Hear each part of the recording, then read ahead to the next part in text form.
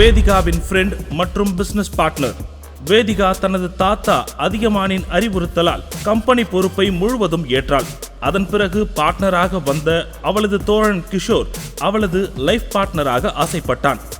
ஆனால் அதற்கு முன்பே வேதிகாவை ஏதோ ஒரு மர்ம காரணத்திற்காக இந்த ஏழை டெலிவரி பாய் சர்வேஷிற்கு திருமணம் செய்து வைத்தார் அதியமான்.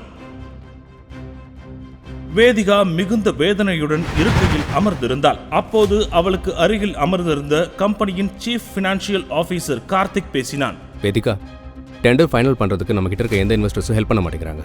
அந்த balance sheet also doesn't look good. இப்படியே போயிட்டு இருந்துச்சுன்னா அப்புறம் நம்ம கம்பெனி திவாலா வரதை யாராலையும் தடுக்க முடியாது.